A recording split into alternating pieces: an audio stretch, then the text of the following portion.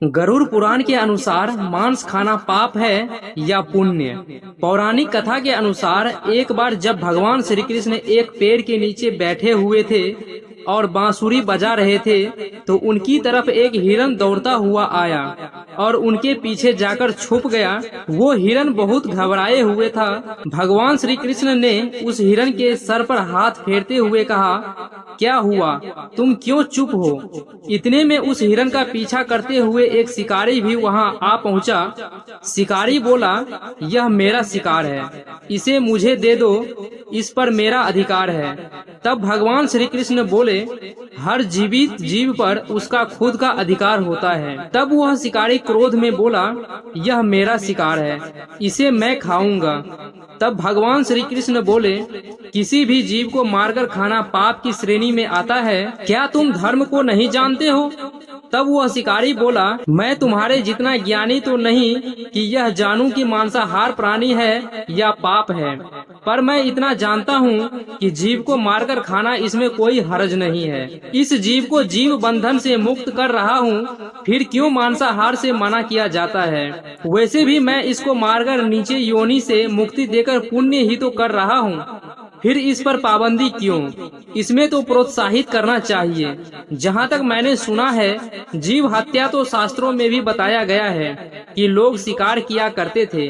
आप ही बताइए, मांसाहार पाप है? भगवान श्री कृष्ण समझ गए कि इसकी बुद्धि मांस खाने के कारण तामसिक हो गई है। फिर भगवान श्री कृष्ण बोले कि तुम्हारे इस विषय पर पहले मैं तुम्हें कोई राय नहीं दूंगा।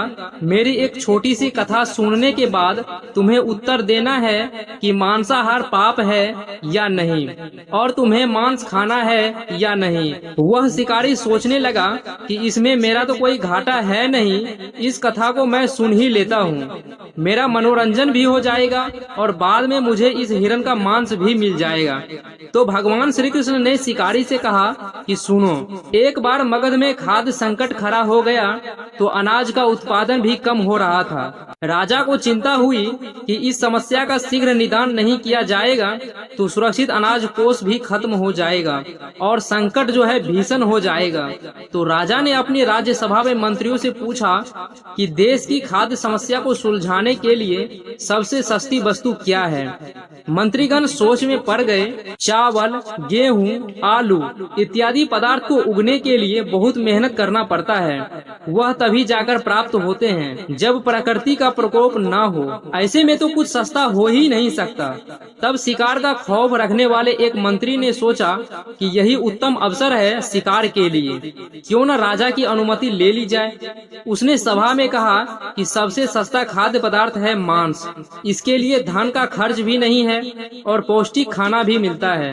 सभा में सभी मंत्री गणों ने इस बात का समर्थन कर दिया, लेकिन मगध के मंत्री अभी भी चुप थे।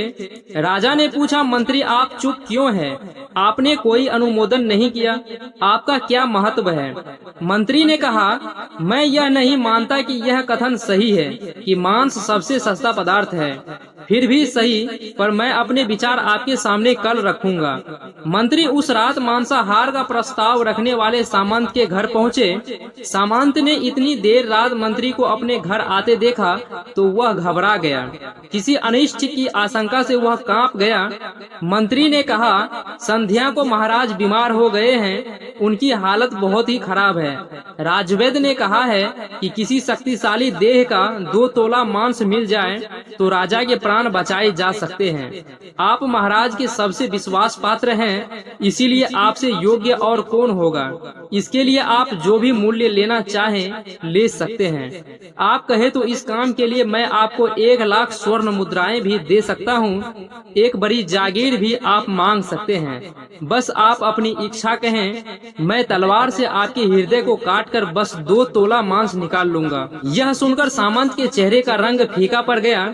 वह सोचने लगा, जब जीवन ही नहीं रहेगा तो लाख स्वर्ण मुद्राओं को मैं क्या करूंगा और बड़ी जागीर भी किस काम आएगी।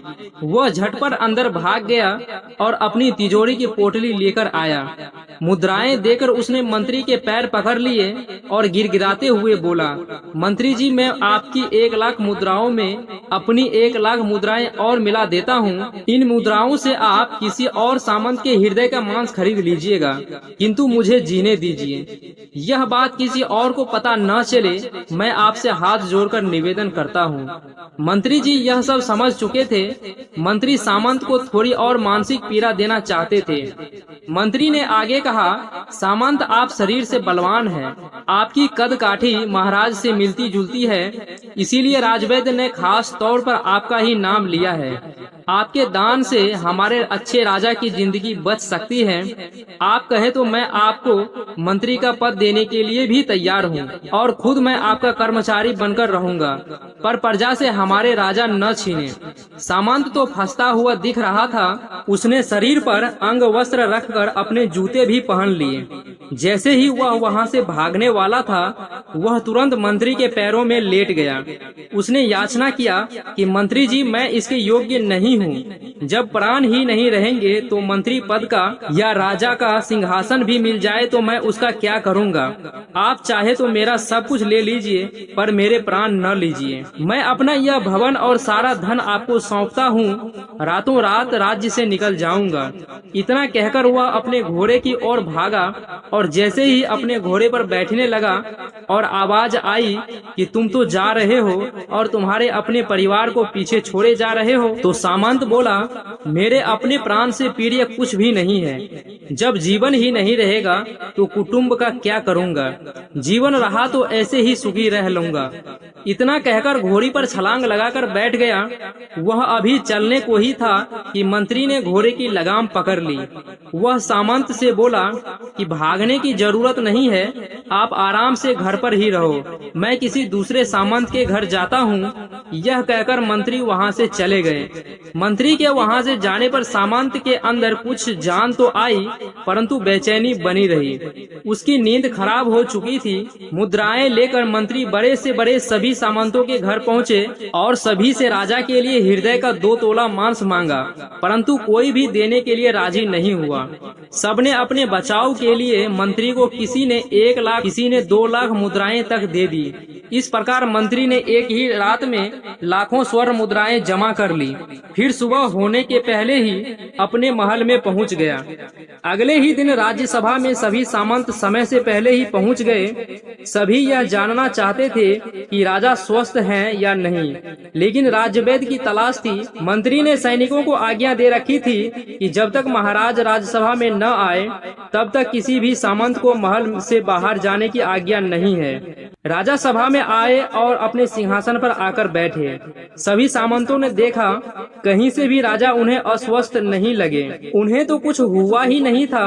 मंत्री ने उनसे झूठ बोला।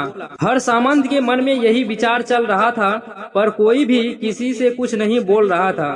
तभी मंत्री ने राजा के समक्ष 40 लाख स्वर्ण मुद्राएं रख दी।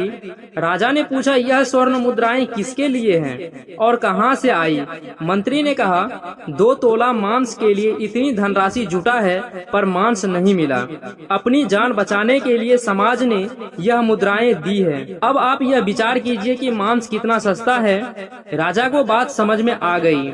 उन्होंने प्रजा को अतिरिक्त परिश्रम करने का निवेदन किया और राजा के अनाज भंडार में से अनाज निकालकर श्रमिकों को दिया गया।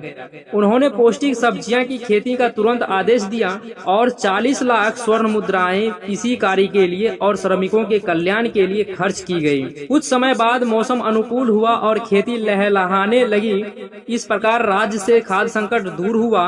परमात्मा से यह ज्ञान पाकर शिकारी परिपूर्ण हो गया और वह जान गया कि मानवता का जीवन लेने में नहीं बल्कि जीवन देने में है। शिकारी भगवान श्री कृष्ण के आगे हाथ जोड़कर वहां से चला गया और उसने कसम खाई कि वह अपने संपूर्ण जीवन में किसी को भी चोट नहीं पहुंचाएगा।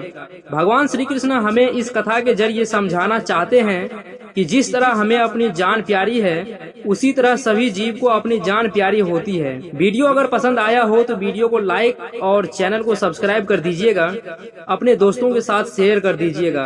कमेंट बॉक्स में जय श्री कृष्णा अवश्य लिख दीजिएगा।